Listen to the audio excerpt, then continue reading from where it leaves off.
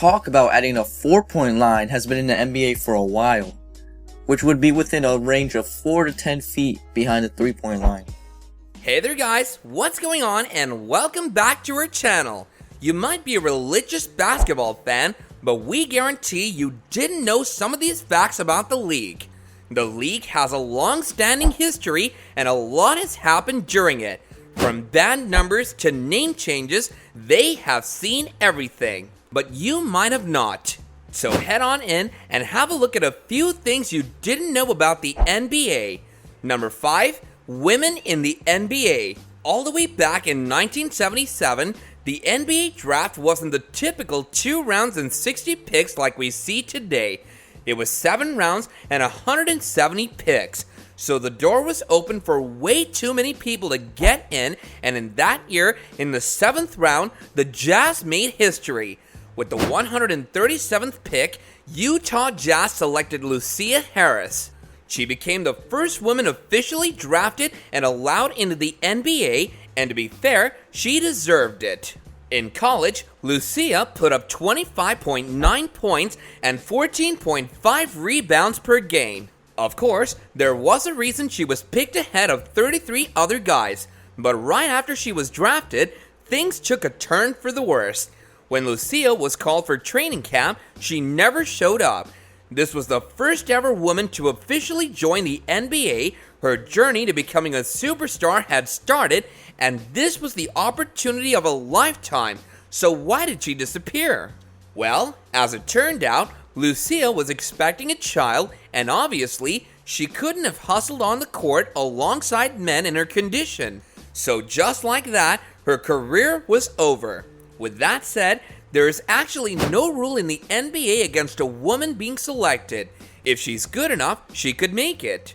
Now, only time will tell if we'll ever be able to see something like this ever again. And in the 7th round of the 1977 NBA draft, she was selected by the New Orleans Jazz with the 137th pick, back when the draft had more than 2 rounds. And Number 4, NBA was cancelled. Back in 1954, get this, the NBA was almost cancelled. Can you imagine that now? Think of all the NBA stars working regular jobs, living under minimum wage. To understand how the NBA almost got cancelled, let's go back to 1950. In the 50s, the league was completely different.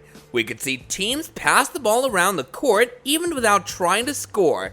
Some possessions literally lasted 10 plus minutes, and players would just sit on the ball so the other team couldn't get it. This was a time with no 24-second rule. If the team was winning the game, there was no reason to shoot. Because of this, the league's viewership was plummeting. This also reduced the number of teams from 18 to 9. If something wasn't done fast then, the league would have been buried forever. Then, the NBA's management met and brainstormed new rules to increase viewers' game interest. Looking at the analytics, they realized that the more points a team scored, the more people wanted to continue watching the game.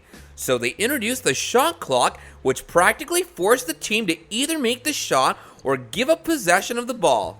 In the first game back with the new rules, the Rochester Royals beat the Boston Celtics 98-95. This was when the management knew they had discovered the golden ticket to staying alive. Some interesting facts.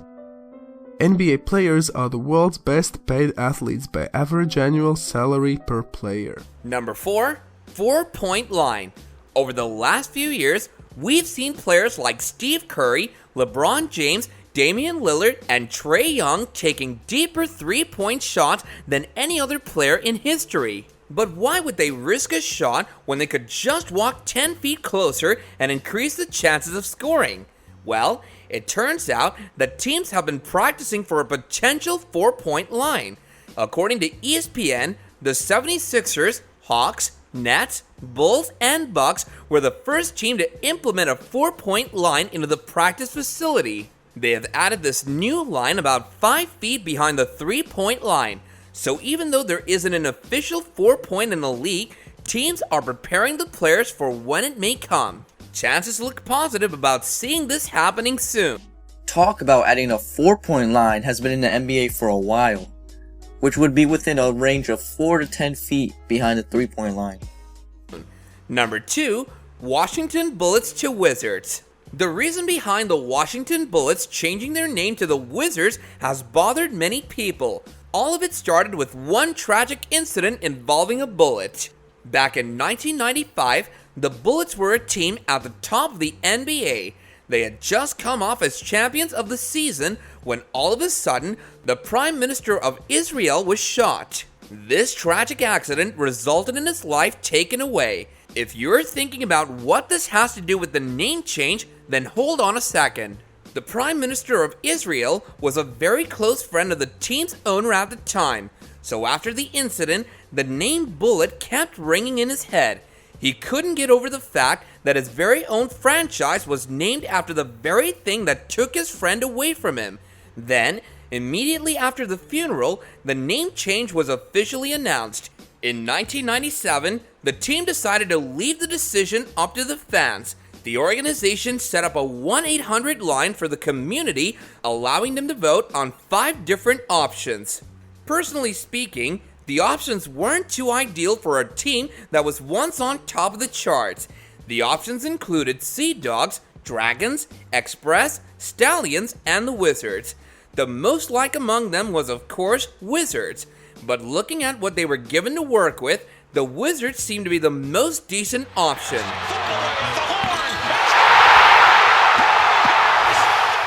Number 1, banned jersey numbers.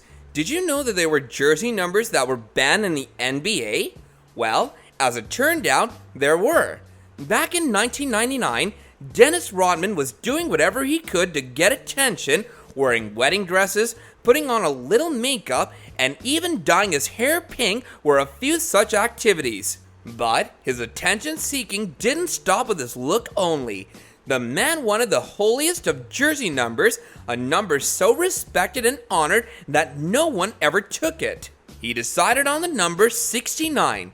He was so fixated on getting this number for his jersey that it was his only demand before signing the contract with the Mavericks, and if there's one owner who has outrageous sense of humor, it is Mark Cuban. So of course, he said yes. But there was one problem in the way.